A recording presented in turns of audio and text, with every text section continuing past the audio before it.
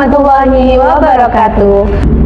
Halo Sobat Publik, selamat datang di podcast Magister Administrasi Publik Universitas Kadiri. Program studi yang mempersiapkan mahasiswa menjadi analis dan praktisi kebijakan publik yang profesional, berintegritas, dan berorientasi pada pelayanan masyarakat. Podcast ini dipersembahkan oleh kami, mahasiswa Magister Administrasi Publik Universitas Kadiri. Hari ini kita akan membahas tema yang sangat relevan dengan pembangunan manusia, yaitu kebijakan publik yang efektif dalam penanganan dan pencegahan stunting di Indonesia. Kalau mau kuliah di mana? Di Unik aja. Perkenalkan, saya Dera Sinemeka Putri Subekti Dan saya Lutfiana Nurbaufira. Kami berdua akan berbincang santai tentang bagaimana kebijakan publik bisa menjadi alat yang efektif untuk menurunkan angka stunting, terutama melalui pendekatan lokal dan kolaboratif. Seperti kita ketahui, stunting itu adalah kondisi anak di mana kekurangan gizi kronis, terutama pada 1000 hari kehidupan pertamanya. Pemerintah saat ini memfokuskan untuk program nasional, yaitu penanganan stunting seperti yang tertuang dalam Perpres nomor 72 tahun 2021 tentang pencegahan stunting. Sebetulnya seperti ini ya Kak Dera ya. Untuk stunting sendiri memang menurut pengertian itu lebih ke 1000 HPK ya Kak Dera ya. 1000 HPK itu 1000 hari pertama kehidupan. Iya benar. Akan tetapi ternyata Kak Dera, untuk anak stunting ini tidak hanya pada 1000 HPK ini ditentukannya, akan tetapi banyak hal, mulai dari kebetulan saya kemarin itu mengikuti beberapa workshop ya kaitan penanganan stunting. Itu ternyata untuk anak stunting itu sangat dipengaruhi oleh kesiapan dari ibunya. Jadi mulai dari ketika dia remaja itu seperti apa pola kehidupannya, pola makannya, rutinitasnya, kebiasaannya seperti apa. Kemudian yang saat ini yang lagi in itu ada namanya aplikasi LC-Meal atau yang mendeteksi tentang kesehatan dari calon pengantin. Utamanya untuk calon pengantin yang perempuan ini. Jadi kan kalau calon pengantin itu nanti kan otomatis menjadi calon-calon ibu ya Kak Dera ya, menjadi calon-calon ibu. Nah, di aplikasi LC-Meal ini akan ada detail dari kesehatan dari calon ibu ini. Seperti apa, apakah dia nantinya kesiapan fisiknya ini sudah siap untuk menjadi ibu atau belum. Nah, nanti kalau belum harus seperti apa, itu ternyata sekarang ada Kak Dera. Berarti harus didata dulu ya. Dan siapa itu kira-kira yang bertugas untuk mendata, memasukkan ke dalam sistem LC-Meal itu? Nah, untuk LC-Meal sendiri itu adalah programnya BKKBN. Nah, BKKBN ini bekerja sama dengan desa. Biasanya yang menjadi petugasnya adalah Kasih-Kesra desa. Nah, mereka nanti Kasih-Kesra atau dikenalnya dengan Pak Modin. Nah, ini nanti bertugas untuk mendata kesehatan dari calon pengantin yang kemudian dimasukkan ke dalam LC-Meal. Di antaranya di dalamnya ada lingkar lengan itu, Nah, ternyata kesehatan dari ibu sebelum siap untuk melahirkan atau sebelum siap untuk hamil itu juga perlu sekali dipersiapkan untuk mempersiapkan generasi-generasi yang sehat berikutnya.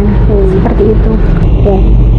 Sebelum kita membahas lebih dalam tentang stunting ini, pencegahan stunting, kita gali dulu sebetulnya apa sih tujuan kebijakan stunting ini yang efektif itu seperti apa coba menurut Kak Lutfi bagaimana?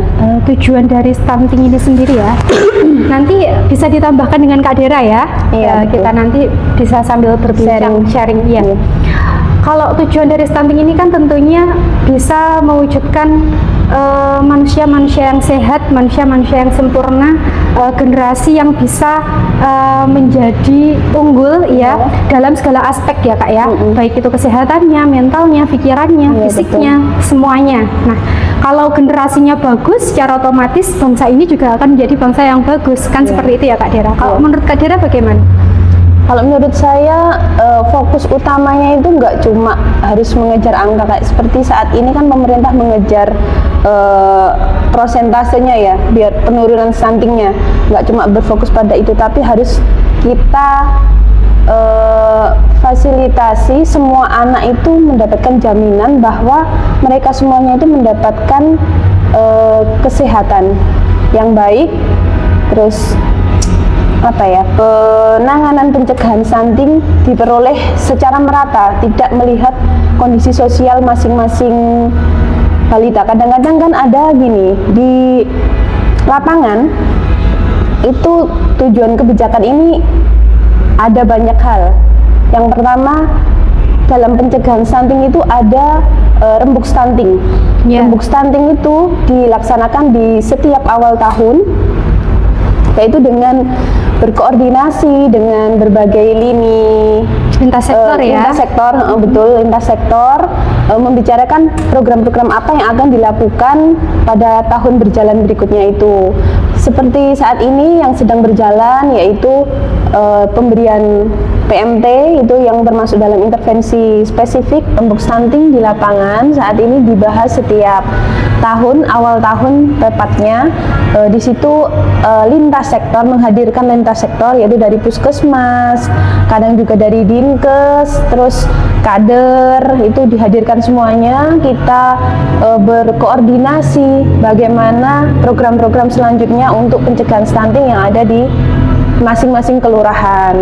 Itu terjadi di setiap lini kelurahan dan kecamatan ya tentunya. Terus yang kedua, pemberian PMT. Itu salah satu aksi yang dilakukan untuk pencegahan stunting itu. Terus pemberian PMT itu ada dua kalau di kami. Yang pertama ada pemberian PMT sebagai penyuluhan, itu diberikan pada saat posyandu. Itu sebagai contoh untuk mendidik ibu-ibu bagaimana pemberian makanan yang bergizi untuk balita. Yang baik dan benar seperti apa yang ya, baik Kak dan Dira, benar ya? seperti apa. Terus yang kedua, PMT yang dikhususkan untuk balita yang berisiko stunting. Di sini itu nggak semuanya ya kalau balita berisiko stunting. Kalau di kelurahan saya sendiri itu ada 12 balita ya, dan di situ akan diberikan selama kurang lebih 3 bulan setiap hari PMT dikirimkan oleh kader yang telah ditunjuk untuk datang ke rumah memberikan PMT serta memberikan edukasi gizi. Kalau di kelurahan saya juga ada tentang kelas ibu hamil, ibu dan anak. Di situ menghadirkan penyuluh KB itu untuk memberikan edukasi kepada ibu-ibu bagaimana pemenuhan gizi yang baik untuk balita, dan bagaimana ketika hamil itu seperti apa, gizi yang mempersiapkan anak itu agar tidak stunting itu bagaimana, seperti itu. Menarik sekali ya Kak Dira ya. Bagaimana kalau di tempat Kak Lutfi ya? Iya. Jadi kalau kebetulan saya di kecamatan ya Kak Dira ya. Di kecamatan kan lingkupnya lebih besar lagi ya. Lebih besar lagi, membawahi di 13 desa. Kemarin itu kalau informasi dari puskesmas sendiri itu ternyata memang ada PMT yang tadi dijelaskan oleh Kak Dira, yaitu PMT yang kaitannya untuk anak-anak yang berisiko stunting. Akan tetapi pemberiannya itu tidak semuanya 3 bulan Kak Dira. Ada yang hanya diberikan dalam jangka waktu di 56 hari, ada yang di 28 hari, dan ada yang memang di 3 bulan. Dan itu bervariatif karena kondisi balita itu nggak sama. Ada yang memang dianggap dia gizinya hanya ada pada titik di gizi kurang saja. Jadi disesuaikan dengan kondisi masing-masing balita. Apakah balita tersebut stuntingnya masuk pada gizinya sangat buruk atau hanya kurang atau seperti apa? Kalau di kecamatan Ngandrus seperti itu Kak. Oh iya. Terus selanjutnya itu tadi kan kita bahas tentang tujuan untuk pencegahannya ya. Iya. Untuk cara strateginya juga mengurangi yang selanjutnya aktor-aktor yang terlibat dalam kegiatan dalam pelaksanaan program pencegahan dan penurunan stunting ini kira-kira siapa saja Kak Dira? Kalau di tempat saya ya, tentunya juga ini pastinya sudah diterapkan dengan di daerah lain juga ya. Ya, karena ini kan program nasional Iya, ya. program nasional. Yang pertama itu tentu dari atas dulu. Kalau di kabupaten ini ada dari Dinkes. Ya. Dari Dinkes turun ke puskesmas. Di puskesmas itu ada Bu Bidan, aktornya Bu Bidan sama petugas gizi. Iya. Di sini beliau itu memastikan bagaimana program pemberian makanan tambahan itu sudah sesuai atau tidak. Terus turun lagi ada kader dan petugas kelurahan. Dari kelurahan itu ya ada Pak Lurah, ada, kalau di tempat saya itu bendahara juga sangat berperan karena yang mengatur itu ya apa namanya, pemesanan PMT seperti itu, terus berkoordinasi bersama dengan kader pembangunan manusia. Lah yang perannya paling krusial di sini adalah kader pembangunan manusia.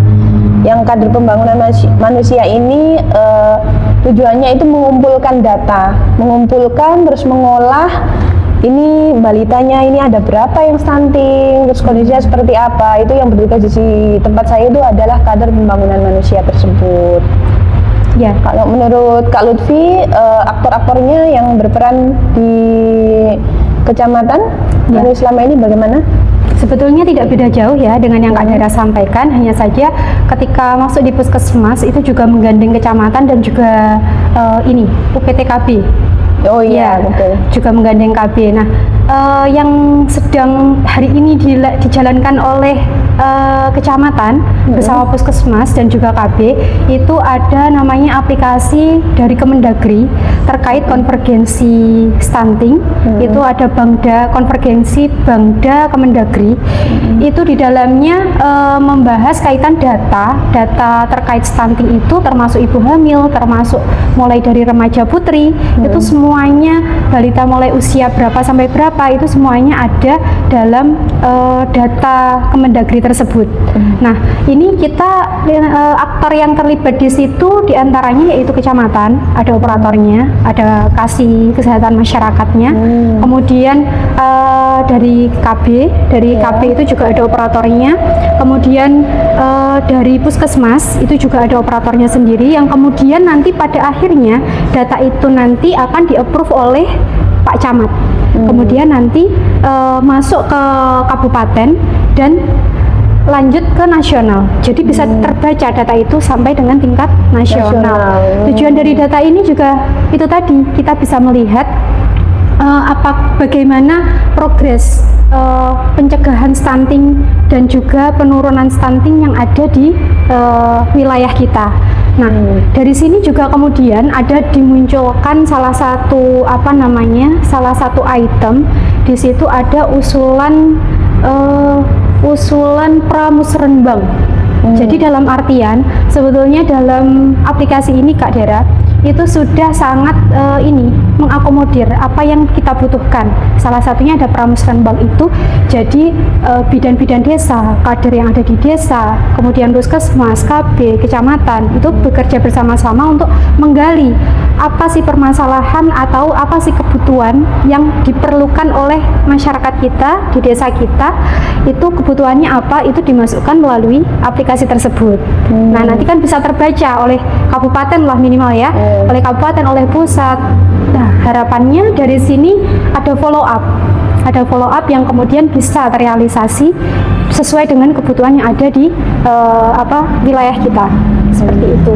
Nah, itu tadi terkait aktor-aktor ya Kak Dara ya. Itu tadi terkait aktor-aktor untuk pencegahan dan penurunan stunting. Nah, sekarang kita masuk pada strateginya ya.